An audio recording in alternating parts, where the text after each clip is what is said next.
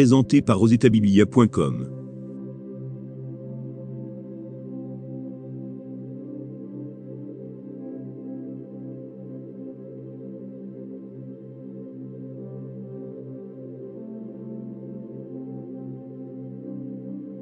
Second épître de Paul à Timothée. 1. Paul, apôtre de Jésus-Christ, par la volonté de Dieu, pour annoncer la promesse de la vie qui est en Jésus-Christ, à Timothée, mon enfant bien-aimé, que la grâce, la miséricorde et la paix te soient données de la part de Dieu le Père, et de Jésus-Christ notre Seigneur. Je rends grâce à Dieu, que mes ancêtres ont servi, et que je sers avec une conscience pure, de ce que nuit et jour je me souviens continuellement de toi dans mes prières, me rappelant tes larmes, et désirant te voir, afin d'être rempli de joie, gardant le souvenir de la foi sincère qui est en toi, qui habita d'abord dans ton aïeul Loïs, et dans ta mère Eunice, et qui, j'en suis persuadé, habite aussi en toi. C'est pourquoi je t'exhorte à ranimer le don de Dieu, que tu as reçu par l'imposition de mes mains. Car ce n'est pas un esprit de timidité, que Dieu nous a donné, mais un esprit de force, d'amour et de sagesse. N'aie donc point honte du témoignage à rendre à notre Seigneur, ni de moi son prisonnier. Mais souffre avec moi pour l'Évangile, par la puissance de Dieu, qui nous a sauvés, et nous a adressé une sainte vocation, non à cause de nos œuvres, mais selon son propre dessein, et selon la grâce qui nous a été donnée en Jésus-Christ avant les temps éternels, et qui a été manifestée maintenant par l'apparition de notre Sauveur Jésus-Christ, qui a détruit la mort, et a mis en évidence la vie et l'immortalité par l'Évangile. C'est pour cet Évangile, que j'ai été établi prédicateur et apôtre, chargé d'instruire les païens. Et c'est à cause de cela, que je souffre ces choses, mais j'en ai point honte, car je sais en qui j'ai cru, et je suis persuadé qu'il a la puissance de garder mon dépôt, jusqu'à ce jour-là. Retiens dans la foi, et dans la charité qui est en Jésus-Christ, le modèle des saines paroles, que tu as reçues de moi. Garde le bon dépôt, par le Saint-Esprit qui habite en nous. Tu sais que tous ceux qui sont en Asie m'ont abandonné, entre autres Phygèle et Hermogène. Que le Seigneur répande sa miséricorde sur la maison d'Onésiphore, car il m'a souvent consolé, et il n'a pas eu honte de mes chaînes. Au contraire, lorsqu'il est venu à Rome, il m'a cherché avec beaucoup d'empressement, et il m'a trouvé. Que le Seigneur lui donne d'obtenir miséricorde auprès du Seigneur en ce jour-là. Tu sais mieux que personne, combien de services il m'a rendu à Éphèse. 2 Timothée. 2. Toi donc, mon enfant, fortifie-toi dans la grâce qui est en Jésus-Christ. Et ce que tu as entendu de moi en présence de beaucoup de témoins, confie-le à des hommes fidèles, qui soient capables de l'enseigner aussi à d'autres. Souffre avec moi, comme un bon soldat de Jésus-Christ. Il n'est pas de soldat qui s'embarrasse des affaires de la vie, s'il veut plaire à celui qui l'a enrôlé. Et l'athlète n'est pas couronné, s'il n'a combattu suivant les règles. Il faut que le laboureur travaille avant de recueillir les fruits. Comprends ce que je dis, car le Seigneur te donnera de l'intelligence en toutes choses.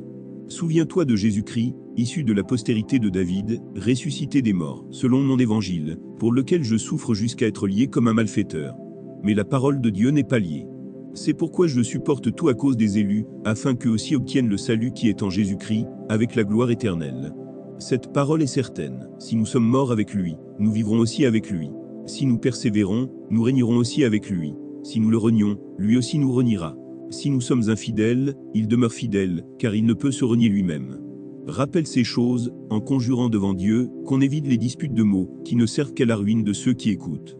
Efforce-toi de te présenter devant Dieu comme un homme éprouvé, un ouvrier qui n'a point à rougir, qui dispense droitement la parole de la vérité. Évite les discours vains et profanes, car ceux qui les tiennent avanceront toujours plus dans l'impiété, et leur parole rongera comme la gangrène. De ce nombre sont Hyménée et Philette, qui se sont détournés de la vérité, disant que la résurrection est déjà arrivée, et qui renversent la foi de quelques-uns. Néanmoins, le solide fondement de Dieu reste debout, avec ses paroles qui lui servent de sceau. Le Seigneur connaît ceux qui lui appartiennent, et quiconque prononce le nom du Seigneur, qu'il s'éloigne de l'iniquité. Dans une grande maison, il n'y a pas seulement des vas d'or et d'argent, mais il y en a aussi de bois et de terre. Les uns sont des vas d'honneur, et les autres sont d'un usage vil. Si donc quelqu'un se conserve pur, en s'abstenant de ces choses, il sera un vas d'honneur, sanctifié, utile à son maître, propre à toute bonne œuvre. Puis les passions de la jeunesse, et recherche la justice, la foi, la charité, la paix, avec ceux qui invoquent le Seigneur d'un cœur pur. Repousse les discussions folles et inutiles, sachant qu'elles font naître des querelles. Or, il ne faut pas qu'un serviteur du Seigneur ait des querelles. Il doit, au contraire, avoir de la condescendance pour tous, être propre à enseigner, doué de patience. Il doit redresser avec douceur les adversaires, dans l'espérance que Dieu leur donnera la repentance, pour arriver à la connaissance de la vérité, et que, revenus à leur bon sens, ils se dégageront des pièges du diable, qui s'est emparé d'eux pour les soumettre à sa volonté. 2 Timothée. 3. Sache que, dans les derniers jours, il y aura des temps difficiles.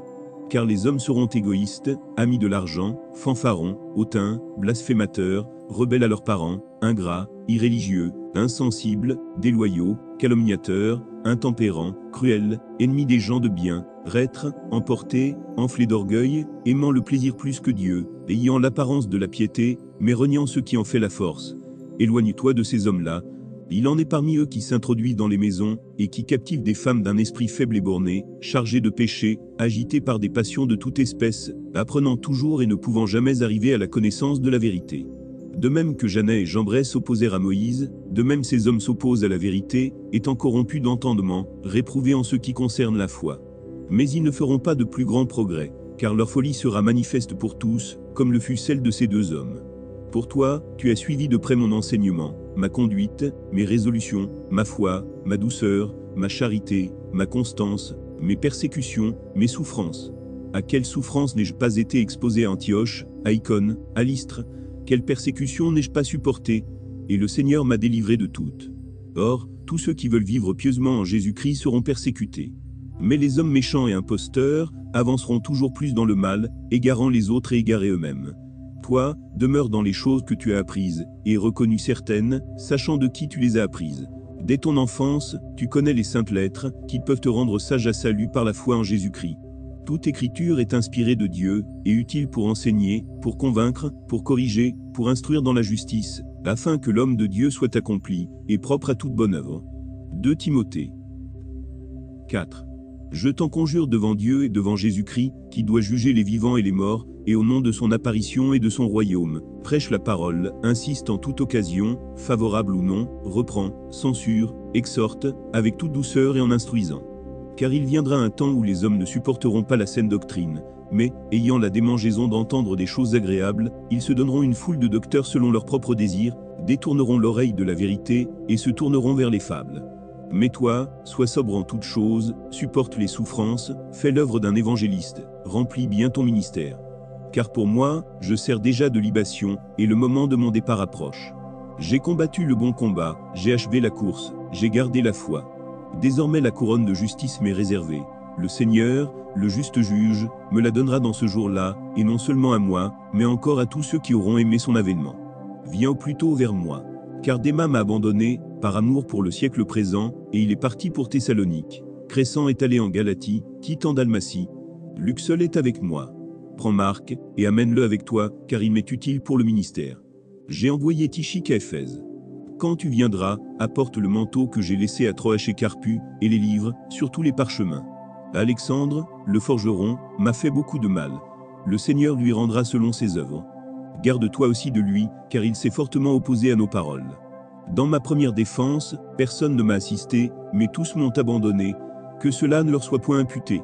C'est le Seigneur qui m'a assisté, et qui m'a fortifié, afin que la prédication fût accomplie par moi, et que tous les païens l'entendissent. Et j'ai été délivré de la gueule du lion.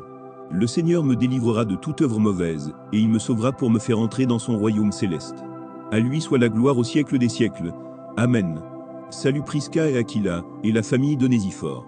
Éraste est resté à Corinthe, et j'ai laissé Trophime malade à Milet. Tâche de venir avant l'hiver. Eubulu, Pudent, Linu, Claudia, et tous les frères te saluent. Que le Seigneur soit avec ton esprit, que la grâce soit avec vous.